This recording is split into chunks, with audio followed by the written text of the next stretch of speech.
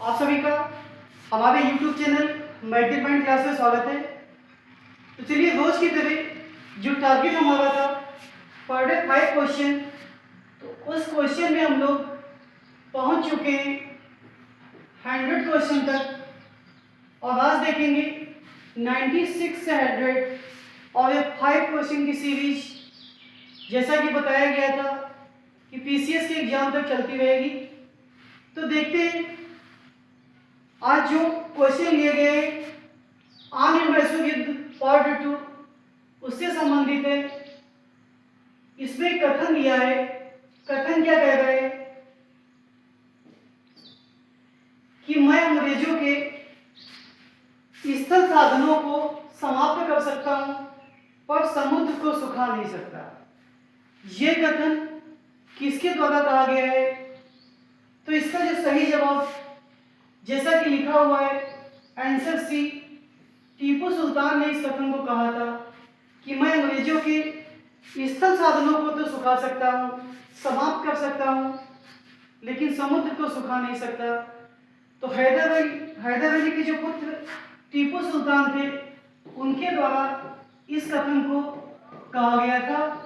और अगर आपसे पूछ लिया जाए कि जो टीपू सुल्तान थे इन्होंने जो आंग्ल मैसूर युद्ध हुए थे, आंग्ल मैसूर युद्ध में किस युद्ध में नेतृत्व किया था? तो आप लोग जवाब देंगे तीसरे और चौथे युद्ध में इन्होंने नेतृत्व किया था।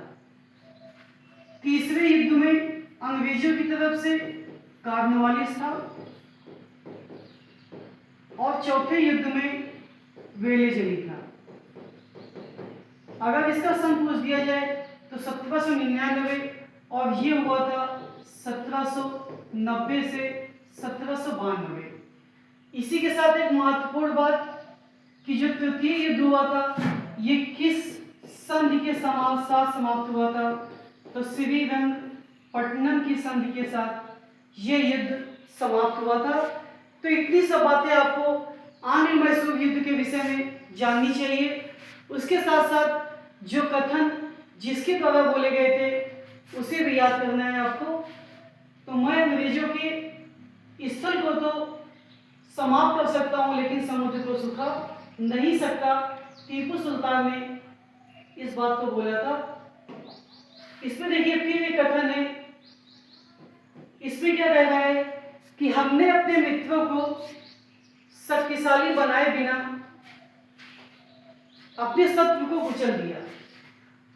हमने अपने मित्रों को शक्तिशाली बनाए बिना अपने शत्रु को कुचल दिया। तो ये कथन किसका है? तो ये कथन कॉर्नवालिस का है। कॉर्नवालिस का संबंध किस युद्ध से है? तो तीसरे युद्ध से है। और इस कथन का मतलब क्या है? तो इसका मतलब ये है कि जब आंग्ल मैसूर युद्ध हुए थे तो उसमें जो हैदराबाद के निजाम और जो पेशवा थे तो वो कभी अंग्रेज की तरफ होते थे तो कभी टीपू सुल्तान या हैदर अली की तरफ होते थे। तो जब तृतीय युद्ध हुआ था तो उसमें हैदराबाद के निजाम और पेशवा ये सब मिल जाते हैं अंग्रेजों की तरफ से। तो अंग्रेज क्या कहते हैं कि उनको बहुत फायदा भी नहीं होने देते। और उसके साथ साथ जो श्रीरंगपट्टनम की संधि हुई थी तो उसके तहत 3 करोड़ का जुर्माना किस पे लगाते हैं? टीपू सुल्तान पे लगाते हैं। और इसके साथ साथ जुर्माना न देने की स्थिति में उनके दोनों पुत्रों को बंधक बना देते हैं।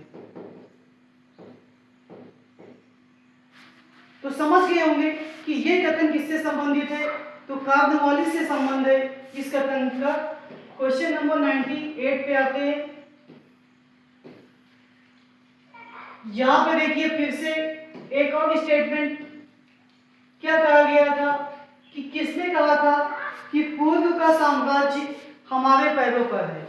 किसने कहा पूर्व का साम्राज्य हमारे पैरों पर है? तो ये कथन कहने वाले वेलेजली थे। तो अभी रिपीट कर चुके हैं कि चौथे युद्ध से वेलेजली का संबंध था। और ये इन्होंने जो कहा था ये टीपू सुल्तान की हत्या करने के बाद इस कथन को बोला था कि जो पूर्व का साम्राज्य हमारे पैरों पर है। तो 1799 में टीपू सुल्तान की मृत्यु हो जाती है। क्वेश्चन नंबर 99, फिर देखिए एक स्टेटमेंट, किसने कहा था कि भेड़ की तरह एक लंबी जिंदगी जीने से अच्छा है शेर की तरह एक दिन जीना। शेर की तरह एक दिन जीना, तो ये कथन किसका है? तो आप लोग देख पा रहे होंगे टीपू सुल्तान का यह कथन है कि भेड़ की तरह एक लंबी जिंदगी जीने से अच्छा है शेर की तरह एक दिन जीना।